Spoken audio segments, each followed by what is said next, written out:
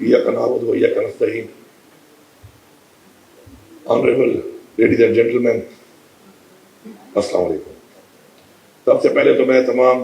Panelist थे जो session का हिस्सा बने और अपना इनपुट दिया उन्होंने और रहनुमाई की, उसका शुक्रगुजार हूँ. रियासत और आवाम के दरमियान एक सोशल कॉन्ट्रैक्ट है आइन, और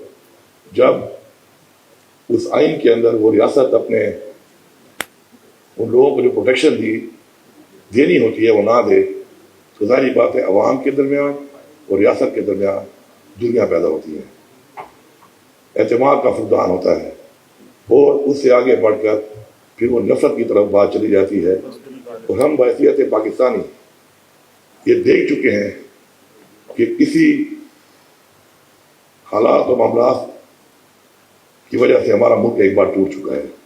लेकिन हमने बजाय उसे कुछ सीखने के मजीद उस आइन को बार बार तोड़ने की एक्सरसाइज जारी रखी हुई है, जो कि आने वाले वक्तों के लिए मजीद खतरनाक साबित हो सकती है. मैं समझता हूँ कि इन्हीं वजूहात की वजह से सबसे पहले जब अवाम अपनी स्टेट को ओन नहीं करती तो सबसे पहले वो करप्शन करती है, उसके बाद वो टैक्स नहीं जब अदा करती क्योंकि वो ओन नहीं कर रही होती,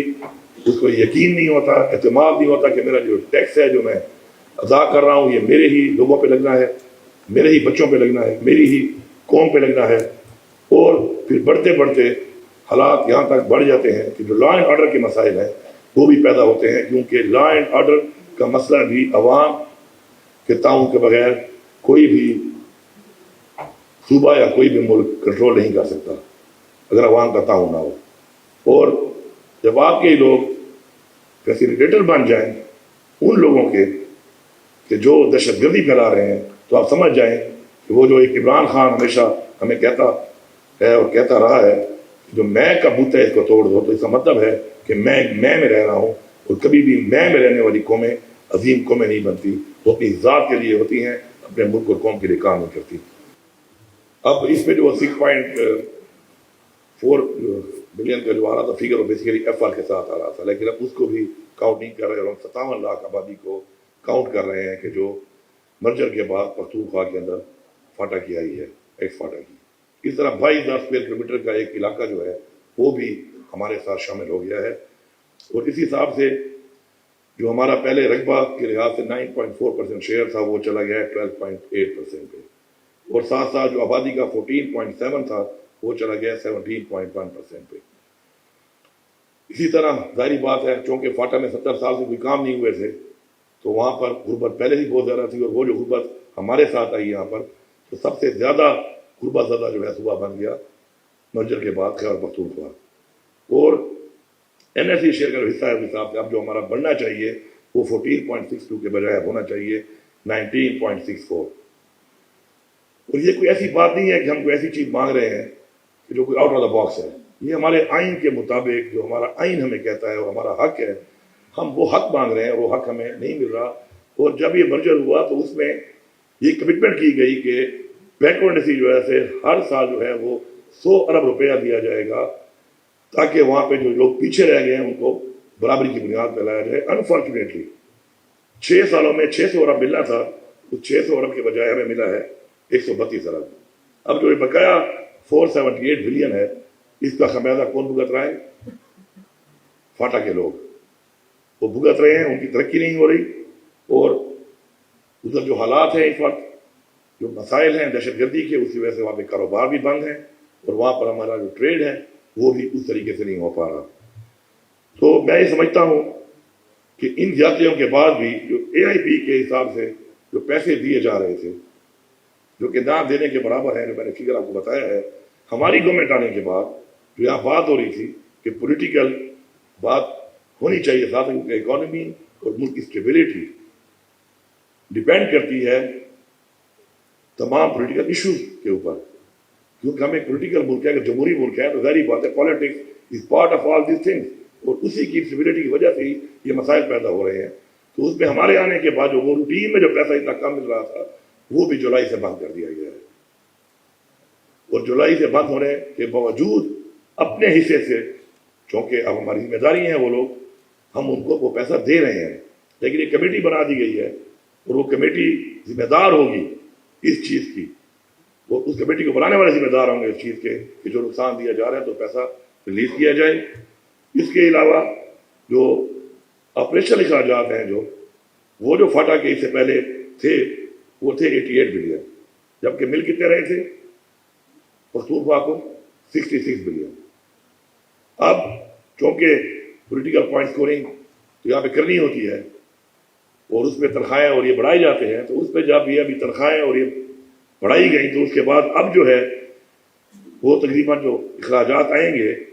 وہ آئیں گے 106 بلین روپیز پچھلے بجٹ میں تنخواہیں بڑھانے کے بعد، جبکہ فیڈرل گورنمنٹ پھر بھی ہمیں وہی 66 ارب ہی دے گی، تو یہ 40 ارب روپیہ ایکسٹرا ہمارے اوپر آئے گا جو کہ ہماری حکومت بھر رہی ہے اور بھر رہی ہے۔ اب این ایف سی جو ہے وہ جب last N F C 7 N F C ہوئی اس کے بعد دوبارہ کسی نے زحمت نہیں کی کہ دوبارہ کی جائے، اور ہمارا تو اتنا بڑا رائٹ تھا اس کے اندر، اس کے باوجود بھی نہیں کی گئی، کیونکہ اس کے جو این ایف سی میں جو مین چیز ہے وہ آبادی ہے، آبادی کے ساتھ آپ کا رقبہ ہے، اسی سے ساتھ آپ کی بیکورڈنیس ہے، ان سب چیزوں میں یہ چیزیں ایڈ ہونے کے بعد یہ ہونی چاہیے تھی۔ تو ایک آرڈیننس ہو رہا ہے، غیر آئینی آرڈیننس کیا جا رہا ہے بار بار، اور این ایف سی ریوائز نہیں ہو رہی، اور اب اس وقت جو ہمارا مطالبہ ہے وہ یہ ہے کہ یہ این ایف سی کو ریوائز کرنا چاہیے، 10th این ایف سی ہونی چاہیے، جلد از جلد ہونی چاہیے۔ ایپیکس کمیٹی میں نے بار بار اس پہ بات کی، اور جو لاسٹ ایپیکس کمیٹی ہوئی ہے اس کے اندر باقاعدہ طور پہ منٹڈ ہے کہ ایگری کیا گیا ہے کہ اب یہ این ایف سی بھی بلائی جائے گی، اور اس میں اس ایجنڈے کے اوپر اس ایجنڈے کو اپروو بھی کیا جائے گا۔ وہ ٹیمپریچر والی بات میں آخر میں آؤں گا، پہلے میں آپ کو تھوڑا سا ڈیٹا شیئرنگ کروں۔ اس کے بعد جو ہے پختونخوا کر کیا رہا ہے اس وقت اس ملک کے لیے؟ ایک تو ہم اپنے جانے اور سینے پیش کر رہے ہیں پورے پاکستان کی سیکیورٹی کے لیے، امن کے لیے، کیونکہ ہماری جو ایک بارڈر ہے جسے کئی دہائیوں سے جو ہے سپر پاور سے جنگیں ہو رہی ہے، تو ان کے سامنے ہمارے لوگوں کی قربانی آپ نے دیکھ لی، ہزاروں لوگوں نے شہادت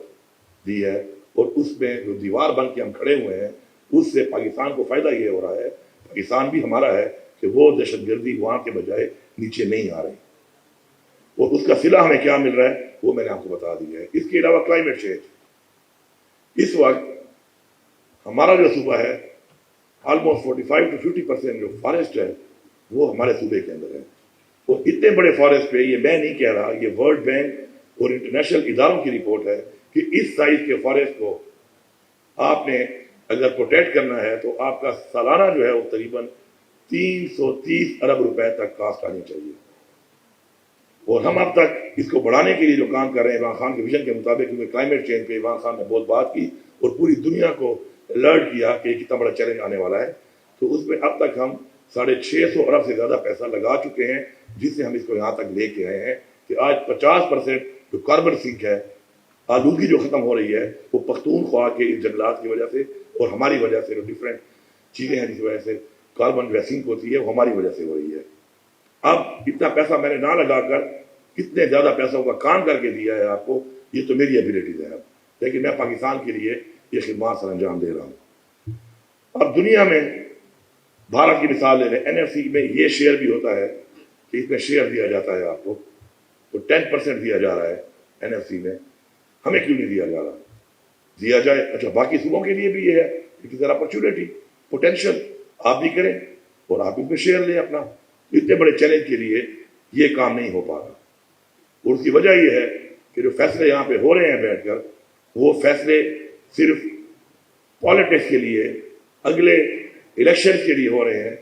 اگلی جنریشن کے لیے نہیں ہو رہے۔ یہ سب سے بڑا المیہ ہے۔ اب میں ذرا اس بات پہ آتا ہوں کہ جہاں تک بات ہے پالیٹکس کی، پالیٹکس میں تو یہاں پہ ہم نے دیکھا کہ ہمارے ملک کے آئین کو بار بار توڑا گیا، برملا توڑا گیا، اور آئین توڑنے والوں کو آج تک سزا نہیں ہوئی۔ تو ایک ملک کیسے ٹھیک ہوگا جب ایک ملک کے اندر آئین توڑنے کی اتنا بڑا کرائم جو آئین کو توڑے اس کو سزا نہ دی جائے؟ یہ ملک ٹھیک نہیں ہو سکتا۔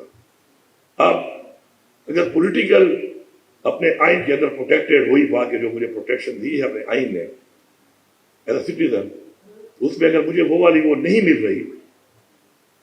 اپنی پروٹیکشن پولیٹیکلی، تو میں اس کو برداشت کر رہا ہوں، کیونکہ میرے پہ گولیاں بھی برسائی گئی ہیں اور میں نے برداشت کر لی ہے۔ لیکن میں یہاں سے اصل میں تو میرا تو بولنے کا طریقہ بھی ایسا ہے اور میری باڈی لینگویج ایسی ہے کہ میں آج تک محبت بھی پولائٹلی نہیں کر سکتا، لیکن میں بڑا پولائٹلی یہ بات کر رہا ہوں، اس بات کو میں نہایت ہی پولائٹلی کرنے کی کوشش کر رہا ہوں کہ وہ گولیاں تو میں نے برداشت کر لی، لیکن میرے صوبے کے حق کے لیے میں کوئی گولی برداشت نہیں کروں گا۔ میں یہ حق مانگتا ہوں، میرے صوبے کی عوام نے مجھے مینڈیٹ دیا ہے، میں نے اس پہ کام کیا ہے، میں نے اس پہ محنت کی ہے، اور میں یہ چیلنج کرتا ہوں کہ ہم نے اس ویژن کے ساتھ کہ ہم نے مینڈیٹ کی توہین نہیں کرنی، بلکہ اس مینڈیٹ کو ہم نے آنر کرنا ہے۔ الحمدللہ ان چیلنج کے باوجود، اس رویے کے باوجود آج 55% اپنا ریونیو انکریز کیا ہے۔ آج الحمدللہ پختونخوا 169 ارب روپے کے سرپلس کے ساتھ ہے۔ 175 بلین کا ہمیں ایک لائبلٹی ملا تھا کہ ہم نے حکومت ٹیک اوور کی تھی، وہ لائبلٹی ہم نے ختم کی ہے۔ پہلا صوبہ ہم ہیں،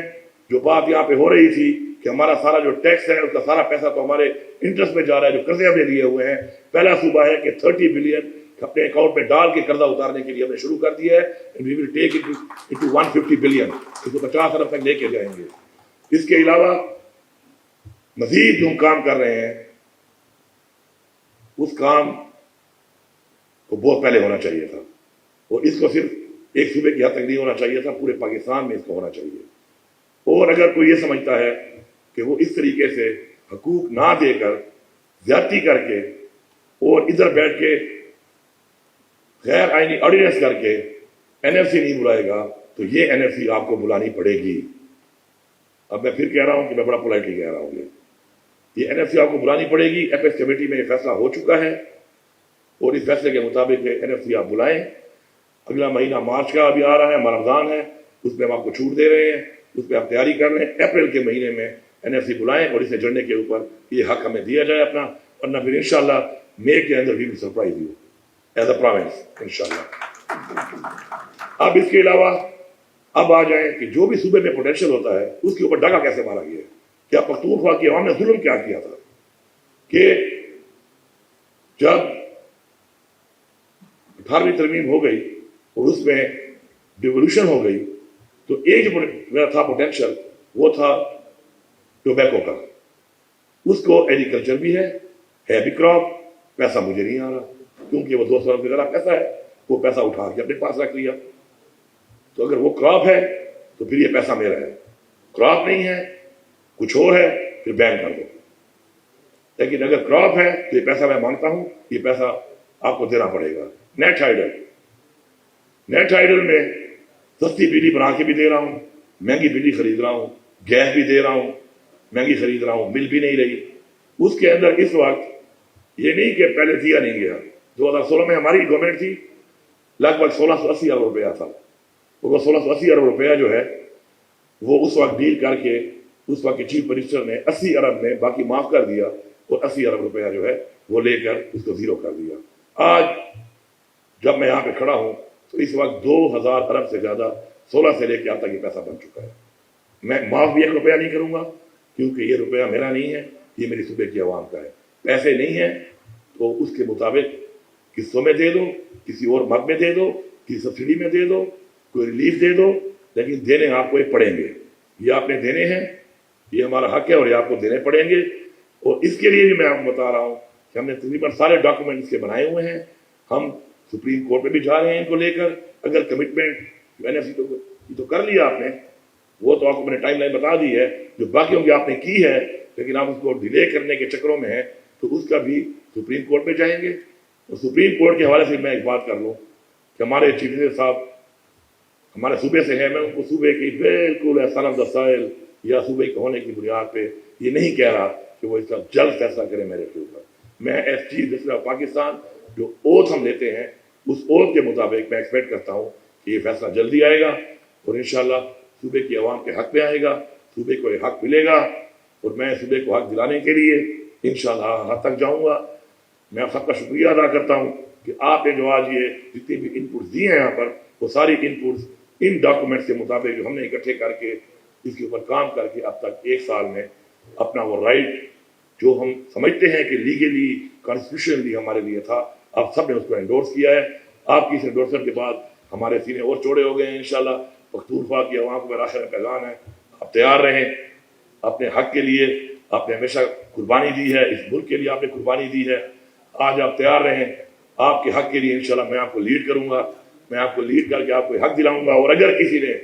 میرے صوبے کے حق کے بیچ میں آ کر میرے پر گولی چلائی تو پھر صوبے کی انتظامیہ بھی سن لے، صوبے کی پولیس بھی سن لے، صوبے کے سارے افسران بھی سن لیں اور صوبے کی عوام بھی سن لیں۔ اپنے حق کے لیے ہمارے پہ گولی چلا نہیں سکتا، ورنہ پھر اگر گولیاں چلیں گی تو پھر اس سے جو نقصان ہوگا اس نقصان کے ذمہ دار وہی لوگ ہوں گے جو آج تک پاکستان کو یہاں لانے کے ذمہ داران ہیں، اور آج بھی اگر باز نہیں آ رہے تو ان کو ہمیں باز لانا پڑے گا، کیونکہ ہم اپنے بچوں کے لیے ایک ایسا پاکستان اور ایسا پختونخوا نہیں چھوڑ کے جا سکتے کہ جو ہمیں نظر آ رہا ہے کہ ان کی زندگی میں آگے اندھیرے ہیں، ان کی زندگی میں آگے دہشت گردی ہے، ان کی زندگی میں آگے ترقی نہیں ہے۔ اور ہم اس کے لیے انشاءاللہ لڑیں گے بھی صحیح اور مریں گے بھی صحیح۔ آپ سب کا بہت شکریہ۔